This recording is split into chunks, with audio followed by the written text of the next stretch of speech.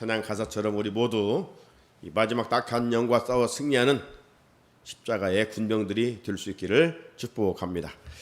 오늘도 감사와 기쁨으로 새벽을 깨워 성전에 올라온 우리 귀한 성도님들 다시 한번 한 분 한 분 주님의 은혜와 사랑으로 축복합니다. 우리 철을 날카롭게 하듯이 오늘도 말씀으로 우리의 무딘 영성이 새롭게 되기를 주님의 이름으로 축복합니다. 이 도심지를 돌아다 보면 주변에 건물들을 건축하는 현장들을 볼 수가 있지요. 어떤 곳은 빈터에 건물을 짓는 그런 현장도 있고, 또 대부분이 빈터보다는 건물이 오래됐기 때문에 허물고 무너뜨리고 새롭게 건축하는 현장들을 볼 수가 있습니다. 우리 옆에 있는 이 시형 아파트도 이제 40여 년 이상 됐기 때문에 늘 재건축 이야기가 있고, 서울시에서도 좀 떠오르는 그런 이슈가 되는 아파트이기도 합니다. 또 얼마 전에 우리 교회 주변도 서울시에 의해서 서울 몇 곳이 정해졌는데 모아주택으로 개발을 하게 된다. 그래서 4년 안에 완성까지 하게 된다. 이런 보도들이 있었습니다. 만약 이런 주변에 재개발이 되게 될 것 같으면 환경이 많이 달라질 수 있겠지요. 분위기가 많이 달라질 수 있는 현장을 볼 수가 있습니다. 재건축을 해야 할 건물을 방치하고 계속 있다가는 어떤 일이 일어나겠습니까? 여러 가지 문제가 생기고 무엇보다도 인명피해도 가져올 수가 있습니다. 우리 신앙생활도 그렇다 이 말이죠. 신앙의 재건축, 신앙의 리모델링, 믿음의 리모델링을 해야 하는 것입니다. 이번 주제처럼 무너진 영성을 우리가 회복해야 합니다. 그러면 신앙생활을 통해서 영적 비상을 할 수가 있습니다.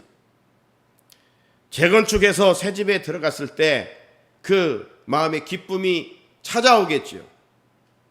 이렇듯이 믿음의 집을 건축하게 되면 하늘의 기쁨을, 하나님이 이로부터 주시는 그 기쁨을 누릴 수 있게 됩니다.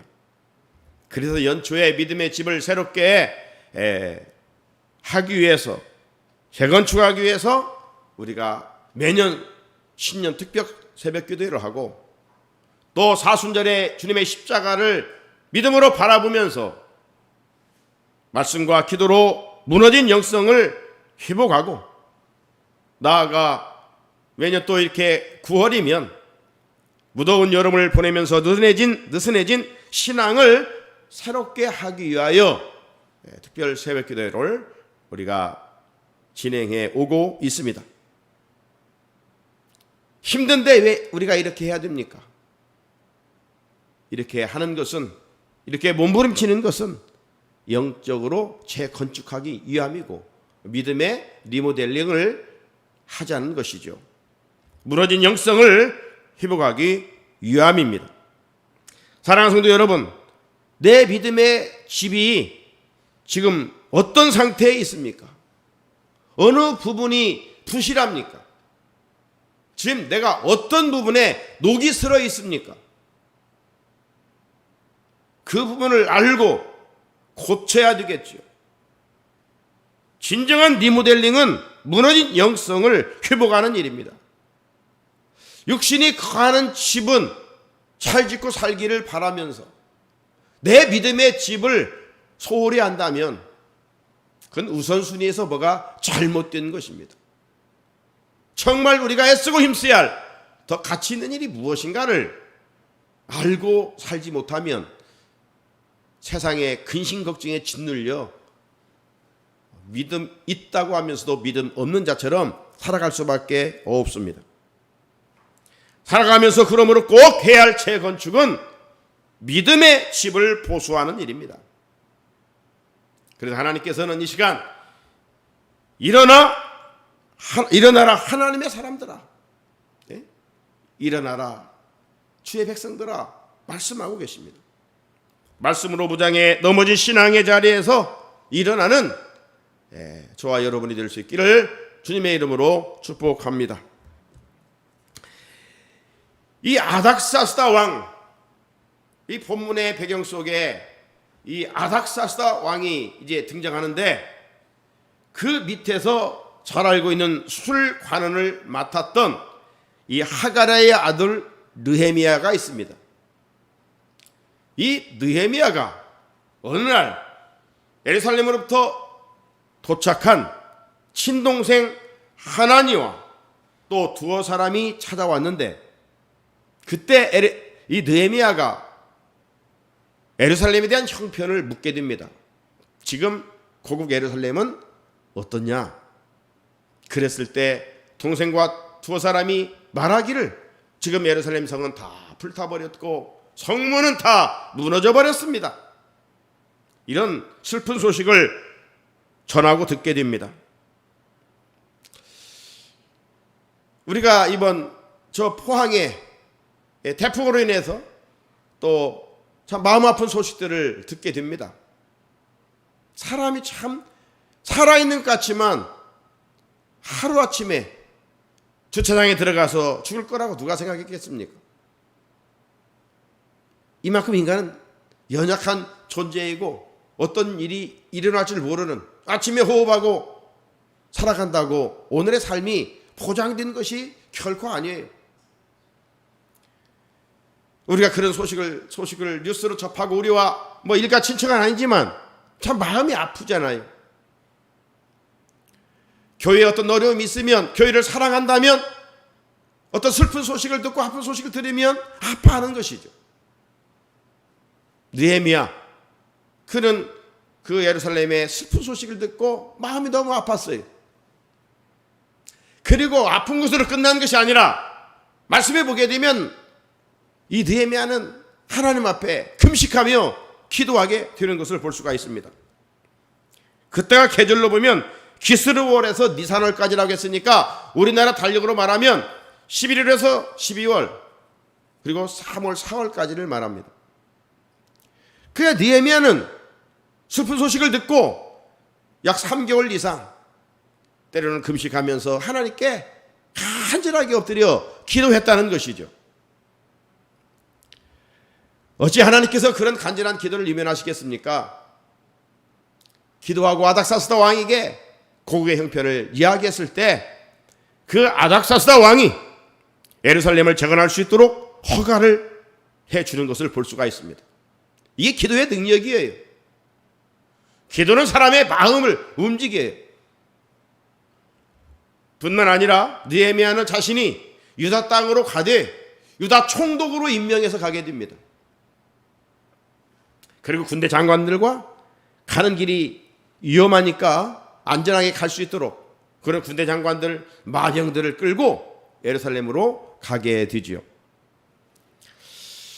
자, 이렇게 되자 좋은 일이 있으면 또 어려운 일이 닥친다고 도착은 했는데, 그곳에 살고 있었던 이 호론 사람 산발랏, 암몬 사람 도비야, 그리고 아비야 사람들과 아스돗 사람들이 모여서 이제 느헤미야가 와서 성벽을 건축하는 이런 일을 계속 방해를 합니다.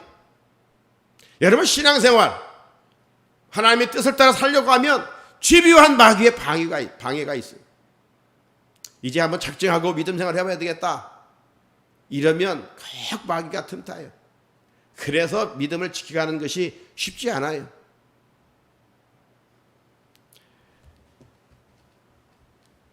이들이 성전을 방해하는 이유는 왜였을까요? 다른 게 아니에요. 그동안 그들이 유대 지역에 머물면서 권력과 부를 누렸는데 이제 그런 모든 것들을, 기득권을 상실할 위기감을 느꼈기 때문입니다. 그래서 성을 건축한다는 소식을 듣고 이들이 크게 분노했어요. 사람이 언제 분노합니까? 자기 이익이 끊어지려고 하면 막 열받죠. 내가 이제까지 여기서 해왔는데. 그래서 어떻게든지 성벽 건축을 막아야겠다고 막 연합군을 형성해서 주도 면밀하게 느헤미야와 그의 백성들을 괴롭히는 것이죠. 사랑하는 성도 여러분, 성전 건축을 반대하는 세력들이 펼치는 이 여러 가지 이 방법을 한번 살펴볼 수가 있습니다. 동시에 이런 사건 속에서 우리가 재건축해야 할 나의 신앙과 교회의 부흥에 대하여서 이 반대하는 적의 세력들, 즉 사탄 세력을 나사렛 예수 그리스도의 이름으로 물리칠 수 있어야 합니다. 그래야 제2의 부흥기를 개인적으로 교회적으로 맞으며 살아갈 수 있는 우리들이 되어야 하지 않겠습니까? 성전 건축을 반대하는 산발락과 도비아를 비롯한 이 악의 세력들이 펼치는 이 첫째 방법은 보면 심리전입니다. 심리전. 남북 간에도 보이게 보이지 않게 교묘한 심리전이 있잖아요. 그래 막 대북방송, 대남방송 이런 것들을 위해서 마음을 요동치게 하여 기순하게 하는 이런 일들이 있습니다. 심리전. 이 마귀도 마찬가지. 마귀는 영물이기 때문에 우리의 어떤 부분이 연약한 것인가를 잘 알고 있어서 그 말로 미혹하면 넘어지게 되어 있어요. 그래서 그냥 자중질환하게 만드는 것이죠. 다시 말해 느헤미야와 백성들의 사기를 꺾어서 도저히 우리의 힘으로는 이 성전을 재건할 수 없다고 스스로 느껴지도록 자포자기하게 만드는 거예요. 예. 그래도 작심삼일하고 또 하고 하는 것이죠. 그렇지 않아도 이 패배의식에 한번 사로잡힌 사람들은 이게 이어가는 것이 쉽지 않아요. 이전에 스룹바벨 성전을 저들이 재건하면서 실패한 경험이 있었습니다. 그러니까 자라보고 놀란 사람 소뚜껑 보고도 놀란다고 한번 패배를 경험했기 때문에 또 자기들이 현실을 알고 있기 때문에 중과 부적인 것을 알고 있기 때문에 어떤 외부의 자극이나 작은 소리에도 민감하게 반응할 수밖에 없어요. 자기들은 준비한 것도 없고, 그런데 지금 연합군이 형성해서 자기들을 괴롭히니 그걸 이겨나갈 재간이 있겠습니까? 그냥 환경만 보면 지레 겁먹게 되는 것이죠. 우리는 할 수 없어. 안 돼. 포기하는 것이죠. 여러분, 나는 약해요. 이게 나를 보는 게 아니라 나와 함께 하시는 주님을 봐야 돼요. 네? 종이 한 장은 찢어지지만 종이 뒤에 이런 걸 대놓으면, 벽돌을 대놓으면 종이가 찢어집니까? 내 손이 꺾어지지.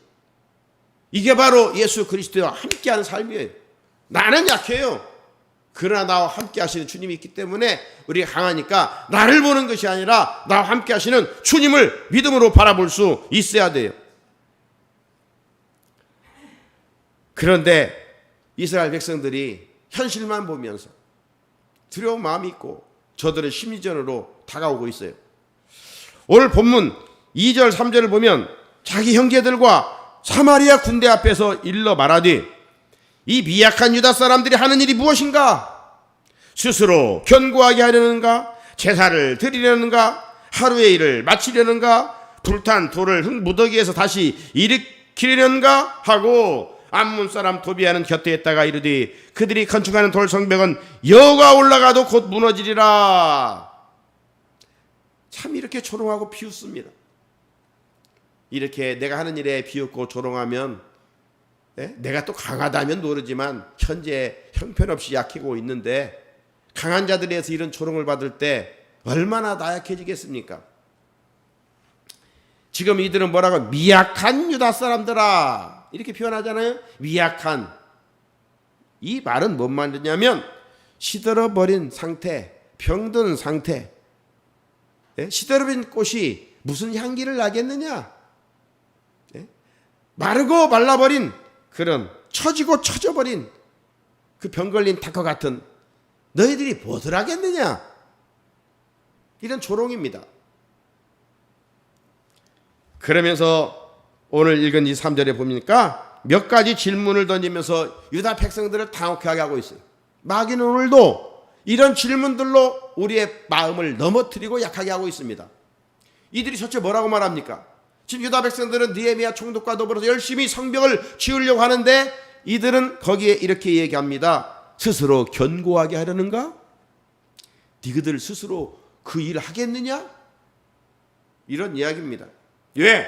너희들은 병들 대로 병들고 늘어질 대로 다 늘어져 있는데 그 연약한 모습으로 어떻게 그 성을 보호할 수 있을 만큼 견고한 성벽을 이전처럼 쌓겠느냐? 옛날 같으면 혹시 모르지만 지금 네 주제를 파악해보라. 그 일 하겠느냐? 네가 뭐 목사고 장로고 집사인데 네가 하는 꼬라지 네가 잘 알잖아. 마귀는 항상 우리로 하여금 이렇게 낙심하게 만들어요. 그래서 성령님은 우리에게 그래도 그 죄 때문에 주님이 덮어주셨다. 주님이 십자가에 죽었다. 일어나라. 할 수 있다 너는. 성령은 우리에게 이렇게 늘 끊임없이 용기를 주는데 마귀는 끊임없이 우리로 하여금 나만 보게 하고 내 현실만 보게 하고 병든 상태만 보게 하고 넘어지게 만드는 것이죠. 마귀는요 늘 우리에게 이렇게 부정적인 상을 심어줘요. 자, 우리 상황으로 한번 접목하면 일할 만한 일꾼들 점점 줄어들고 힘없는 노인들만 지금 모여서 무슨 일을 하겠느냐? 지금 한국교회 현실이 그러잖아요. 캠퍼스의 사역이 3% 미만이에요. 청년들이 100명이면 지금 4명밖에 믿는 이들이 없어요. 한국교회는 전부 노인들만 앉아 있어요. 그 노인으로 무엇을 이제 하겠느냐? 또 그동안 얼마나 많은 일을 해보려고 니들이 애써봤느냐? 교회마다 정말 이렇게 몸부림치고 저렇게 몸부림치고 개인적으로 이렇게 해보고 저렇게 해봤는데도 뭐 지금 현실이 어떻느냐? 뭐 되던 거 있느냐? 마귀는 교묘하게 그런 부정적인 마음을 우리에게 줍니다. 부흥은커녕 지금 코로나19로 성도들은 더 줄고 있지 않느냐? 환경만 바라보면서 마음에 자포자기 하고 있도록 만들어가는 것이죠. 이런 마음 약한 자들을 넘어뜨리고자 지금도 사탄은 노리고 있다는 사실을 여러분 명심해야 됩니다. 사탄은 심리전의 고수예요. 둘째를 보면 또 어떤 묻고 있습니까? 제사를 드리려는가? 성전을 지어서 하나님께 제사 드리고 예배 드리는데 너희들이 언제 그렇게 지어서 제사 드리겠느냐? 성전 재건을 위하여 전에도 너희들 기도하고 예배도 드렸고 그런 열심히 있었지 않느냐? 그렇게 해서 하나님의 도움을 받았더냐? 만약 너희들이 하나님의 도움을 받았더라면 성전 재건을 실패했겠느냐? 그리고 또다시 성벽이 무너진 수모를 당할 수 있겠는가? 이것만 보아도 너희가 드리는 제사는 아무런 소용이 없는 무용지물의 제사야. 열심히 신앙생활하는데 헛거야. 마귀는 끊임없이 비웃고 조롱합니다. 혹시나 우리 안에 이런 마음을 갖고 계신 분이 있다면 이건 마귀가 주는 생각이에요. 마귀는 오늘도 매일 하던 기도에 아무런 효과도 응답도 없는데 계속 기도한다고 무슨 역사가 일어나겠느냐? 이렇게 기도의 응답에 대하여 믿지 못하는 자, 의심하는 자들을 넘어뜨리고 지금도 찾아오고 있다 이 말이죠. 얼마나 심리전의 고수입니까? 그러나 우리는 내 때를 바라보지 말고 하나님의 때를 바라보면서 또 하나님 하시는 실수가 없음을, 그 하나님 약속하신 것은 반드시 변개치 않으시고 이루시는, 합력하여 선을 이루시는, 내가 보기에는 형편이 무너지는 것 같지만 하나님은 그 일을 통해서 또 계획하시는 일이 있어요. 더 좋은 일로 한 걸음 이끌어 가셔요. 이게 하나님의 역사예요. 내 얄팍한 지식에 앞세우지 말고 경험에 앞세우지 말고 하나님의 말씀에 철저히 복종해 보십시오. 하나님이 하시는 일을 반드시 경험하게 될 것입니다. 또 하나 질문 뭡니까? 하루에 필요하겠는가? 하루에 그 일을 하겠는가? 이 말은 성벽 재건이 하루 이틀에 끝나는 일이 아니고 오랫동안 걸리는 작업인데 너희들이 하겠느냐? 아마 시작하자마자 곧 하루 만에 중단하고 말걸? 비웃으며 조롱합니다. 이처럼 우리 안에 이런 마음을 갖고 있는 분은 없습니까? 이렇게 사탄은 늘 의심하게 만들고 부정적인 생각을 갖게 합니다. 그래 우리 성령님은 무슨 말이냐? 할 수 있거니 무슨 말이냐? 믿은 자에게 능치 못함이 없느니라. 우리에게 그렇게 말씀하셔. 그의 환경은 지금 당장 달라지지 않을지라도 우리에게 막 힘이 주어지는 것이죠. 절망을 이겨나가는 것이죠. 소망이 주어지는 것이죠. 그리고 하게 되니까 역사가 일어나는 거예요. 또 하나는 어떤 질문입니까? 소화된 돌로, 불타버린 돌로 흥부덕에서 다시 일으키려는가? 이전에 성벽이 다 불탔습니다. 지금 진흙밭이잖아요. 물바다 이루어가지고 그걸 어떻게 또 재건할 것인가, 복구할 것인가? 환경만 보면 정말 어떻게 해야 될 것인가? 엄마 아빠 아들하고 같이 주차장 들어갔다가 엄마는 어떻게 또 약한데 살아나오고 15살짜리 아들은 죽고 아들을 잃어버린 늦둥이더라고. 두 누나들은 다 시집 갔는데 늦둥이나 해서 재미있게 살고 엄마 정말 잘 이렇게 같이 지내던 아들이던데 그 남편 아내에게 아직 아들 소식은 전하지 않았던데 그 소식을 들으면 엄마는 정말 어떻게 살아가게 될 것인가. 이런 현실들이 보면 참 안타까워요. 마귀는 끊임없이 부정적인 것에만 관심을 갖게 만듭니다. 안 되는 쪽으로만 생각하게 만듭니다. 언제 또 무너질까 하며 그날을 손꼽아 기다리듯 기다리고 있는 분은 없는가? 내가 이렇게 애쓴다고 되는 거 있을까? 사탄은 오늘도 기쁜 마음으로 그런 사람을 영원한 친구로 삼으려고 다가올 것입니다. 이 점을 우리가 기억해야 돼요. 사랑하는 성도 여러분, 이 같은 조롱과 비웃음의 말은 황폐한 예루살렘에서 소망 없이 절망하며 살아왔던 유대인들의 가슴을 꼬집어 뜯는 말입니다. 갈기갈기 찢어놓는 상처의 말이겠죠. 이제 막 힘을 내어서 무언가 해보려는 사람들에게 너는 할 수 없다는 성벽 재건의 의지를 좌절시키는 그러한 말입니다. 오늘날 교회에서도 사탄은 똑같은 심전을 사용합니다. 다른 교회와 비교하여 우리 교회는 안 돼 라는 부정적인 마음, 상한 심령, 나약한 마음을 갖는다면 그것이 바로 사탄이 내주는 마음 아니겠습니까? 지금은 무엇보다도 말과 행동을 조심할 때입니다. 그렇다면 비웃음과 조롱의 말을 들었던 느헤미야는 대처를 어떻게 했는가? 그렇게 말하는 사람들에 대해서 반응을 하지 않았어요. 부정적인 생각에는 반응을 하지 않았어요. 그리고 대신 하나님께 나아가서 엎드려 기도했어요.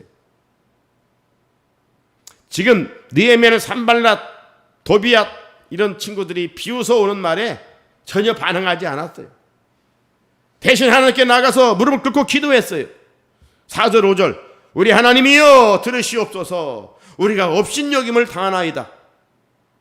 우리는 있는 그대로 하나님께 어린아이처럼 나가서 부르짖으면 되는 거예요. 하나님 앞에는 그럴싸하게 꾸며가지고 기도할 필요가 없어요. 아프면 아프다고, 힘들면 힘들다고 그냥 있는 그대로 하나님께 내어놓는 거예요. 지금 하나님 보십시오. 우리가 정말 업신여김을 당하고 있습니다. 원하건대 그들이 욕하는 것을 자기들의 머리에 돌리사 노략거리가 되어 이방에 사로잡히게 하시고 주 앞에서 그들의 악을 덮어두지 마시며 그들의 죄를 도말하지 마옵소서. 그들이 건축하는 자 앞에서 주를 노하시게 하였습니다. 하나님 앞에 가서 그냥 다 토하고 있습니다. 하나님의 절대 주권을 인정하는 사람은 이렇게 문제를 만나면 결코 낙심하지 않습니다. 하나님 앞에 나가서 힘들면, 시집간 딸이 힘들면 엄마에게 돌아와서 미주알 고주알 다 때려놓고 마음에 그 고통을 이야기하는 것처럼 진정한 은혜보다 몇 배나 좋은 하나님 앞에 우리의 그 고통과 아픔을 그냥 쏟아놓는 거예요. 기도하는 거예요. 믿음의 사람은 그렇게 살아요. 다윗도 그랬어요. 다윗이 얼마나 힘들었습니까? 1, 2년 힘든 게 아니에요. 10년, 20년 힘든 게 아니에요. 사울이 죽을 때까지 수십 년 동안 쫓겨다녔어요. 그 한 장면을 보면 시편 109편 1절로 4절입니다. 내가 찬양하는 하나님이여 잠잠하지 마옵소서. 그들이 약한 입과 거짓된 입을 열어 나를 치며 속이는 혀로 내게 말하며 또 비유하는 말로 나를 누르고 까닭없이 나를 공격하였음이니라.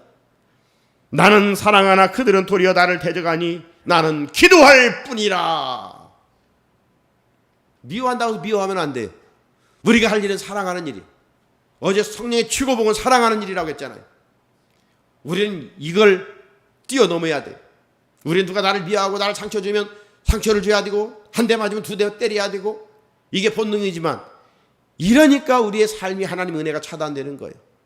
말씀 뭡니까? 핍박자를 위해도 기도하고 원수를 사랑하라.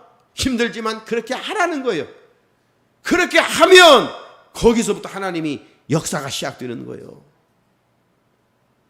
그러나 그 과정이 쉽지 않죠. 하나님의 주권을 믿는 사람만이 할 수 있어요. 하나님이 살아계심을 믿는 사람만 할 수 있는 거예요. 다윗은 그랬어요. 다윗이 뭐라고 합니까? 끝부분에 나는 그들을 그래도 사랑하나 그들은 도리어 나를 대적하니 그래도 나는 기도할 뿐입니다. 기도할 뿐입니다. 세상 사람들은 종교적인 행위 기도를 우습게 여기지만 우리 그리스도인들의 기도는 반드시 하나님이 들으시기 때문에 기도의 위대성을 우리는 믿는 겁니다. 제가 카톡에게 우리 단체 카톡체가 여러 개가 있는데 이번 태풍이 그래도 큰 피해 없이 지나갔잖아요. 그래서 우리가 특세 우리 교회에서 모여서 태풍이 지나가기를 위해서 기도했더니 하나님이 이렇게 큰 피해 없이 지나갔다. 그렇게 제가 얘기했어요. 세상 사람들은 조롱할 수 있지만 이런 믿음으로 기도하는 것. 내 기도에 하나님이 응답해 주시고 우리의 기도에 하나님이 응답해 주셨음을 믿는 거예요. 왜 사람들에게 반응을 받지 말고 하나님께 기도해야 할까요? 그 이유는 무엇입니까?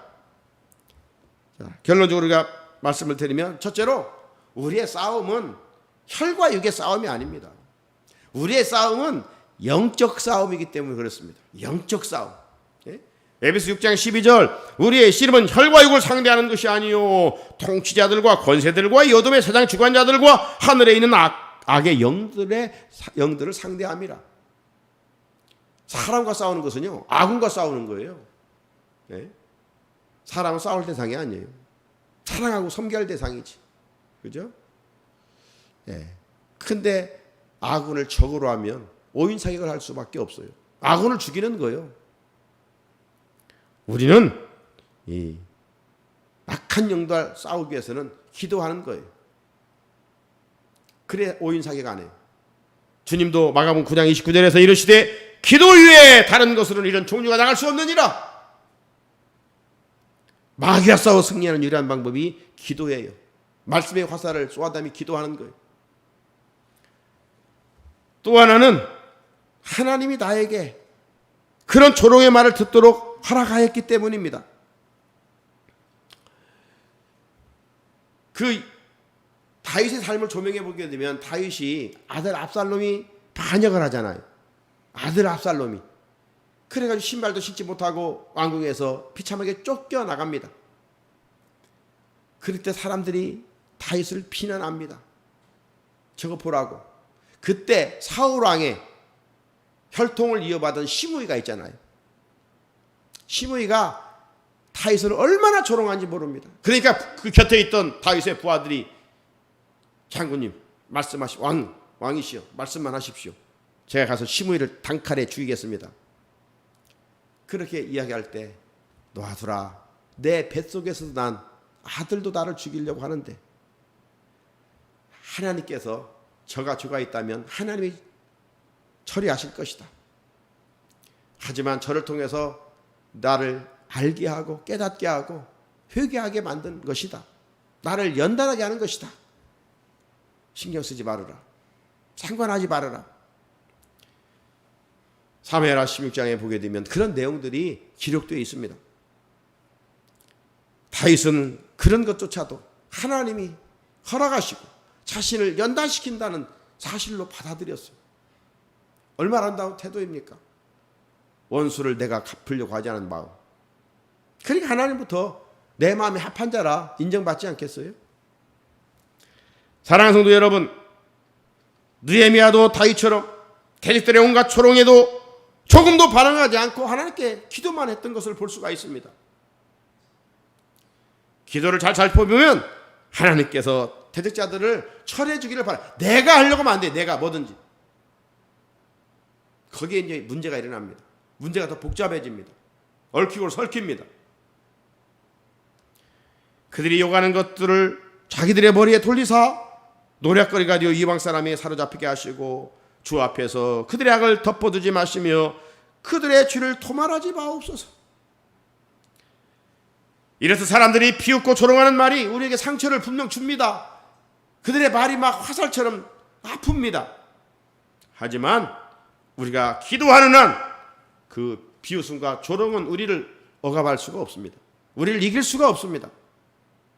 왜? 기도는 만사를 변화시키는 능력이 있기 때문입니다. 기도할 때 하나님이 합력하여 선을 이루게 하시기 때문입니다.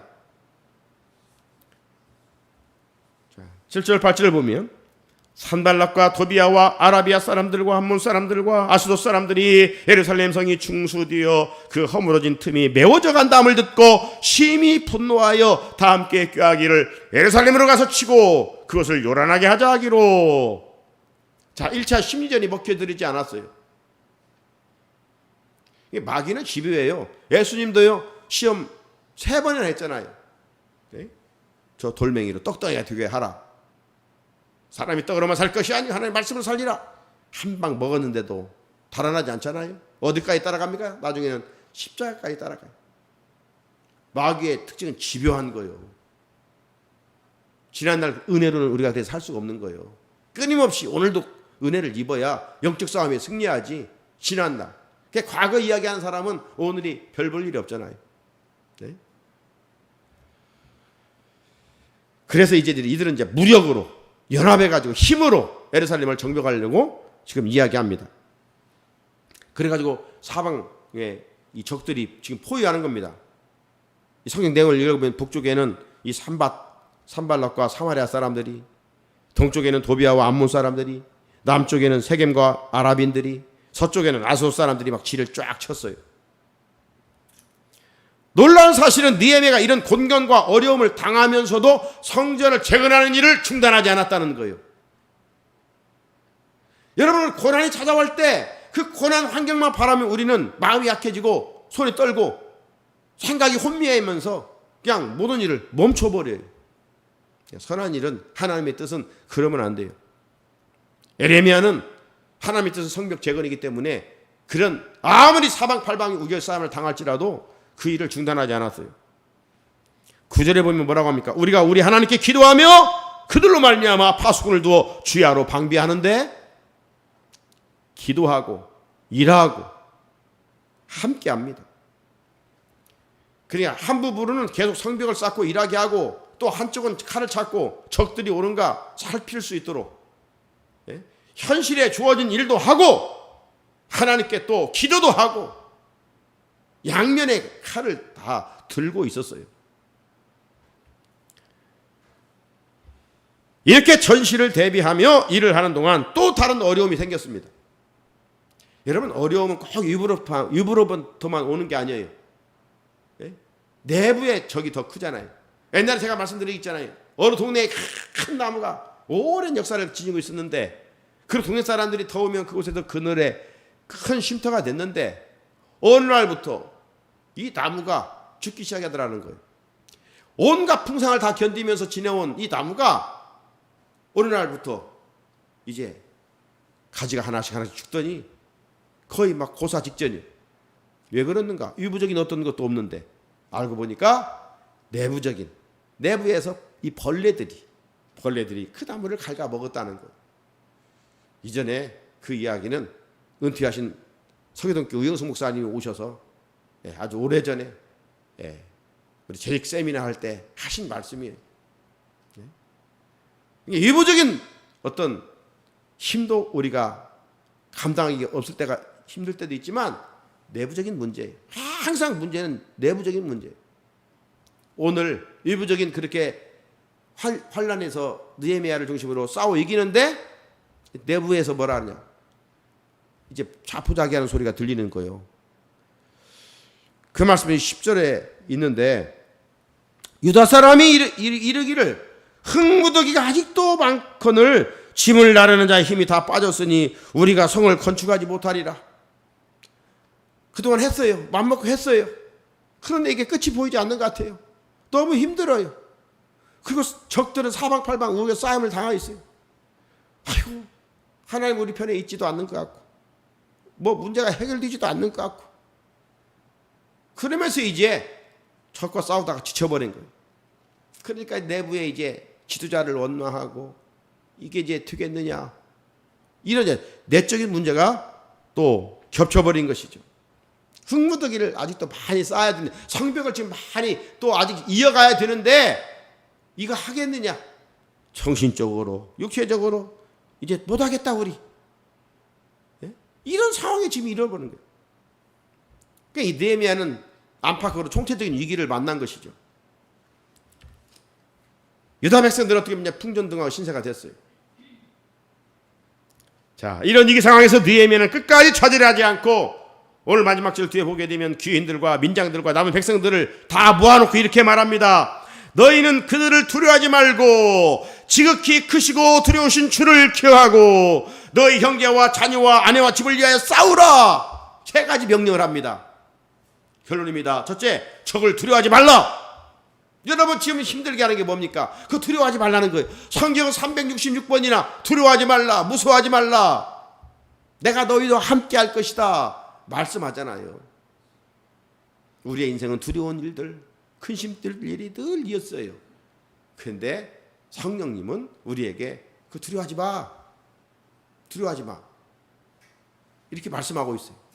그 말씀대로 우리가 담대해야 해요. 두려워하지 말라 이겁니다. 주님도 내가 세상을 이겼다 담대하라 말씀하잖아요. 네. 우리가 믿는 주님은 부활하신 주님, 생명의 주님이시잖아요. 두려워하지 말라. 또 한 가지, 두 번째 뭐예요? 크신 주를 기억하라. 위대하신 주를 기억하라. 적보다도 하나님이 더 위대하시지 않습니까? 말씀으로 세상을 창조하신 하나님인데 힘들 때 내가 믿는 하나님을 기억하라는 겁니다. 하나님은 우리가 찬양하잖아요. 위대하고 강하신 주님. 입술의 노래가 아니라 믿음의 고백이 돼야 되죠. 지금 어떤 일, 힘든 일이 있습니까? 이 시간도 위를 바라보세요. 동물은요 땅을 바라봐요. 매일 뭘 먹을까? 이게 동물적 근성이에요. 인생도 패배자는 늘 땅만 보고 이래요. 승리자는 위를 바라봐요. 인간은 안드로포스, 위를 바라보다 이 뜻이에요. 하나님을 바라보는 거예요. 여호와를 앙망하는 자는 새 힘을 얻는다 말씀했잖아요. 여호와를 기억하는 거예요. 하나님을 기억하는 거예요. 세 번째 처방이 뭐예요? 대적과 싸우라. 대적과 싸우라. 너 형제와 자녀와 아내와 집을 위하여 싸우라. 성도들이 하나님 알아서 해주겠지. 감나무 밑에 가서 입 벌리고 있으면 되겠어요? 감나무 올라가서 감을 따야 되죠. 내가 최선을 다하고 노력하면서 하나님의 도우심을 간구해야 되죠. 기복신앙은 뭐예요? 난 아무것도 없고 하나님이 해주실 것을 믿는 것. 이건 믿음이 아니에요. 믿음은 내가 최선을 다해요. 내가 맡겨진 일을 최선을 다하는 거예요. 그리고 거기에 기도하면 하나님의 은혜를 간구는, 내가 수고한 농사에 하나님 은혜를 주셔서 열매 맺게 해주십시오. 나는 수고하지만 내가 열매 맺게 할 수 없습니다. 하나님이 도와주셔야 됩니다. 결재권은 하나님께 하신 것이니 하나님이 하시옵소서. 그래서 이 일을 통해 하나님께 영광 돌리게 하옵소서. 이것이 무너진 영성을 회복하는 일입니다. 사랑하는 성도 여러분, 가을의 문턱에서 하나님은 무너진 우리의 영성을 회복하라고 명하십니다. 이 거룩한 명령에 누가 아니라 하나님의 사람인 내가 먼저 회복해야 합니다. 일어나 무너진 영성을 회복할 때 하나님 미약한 우리를 다윗의 손에 들렸던 물맷돌처럼 능력 있게 사용해 주실 줄로 믿습니다.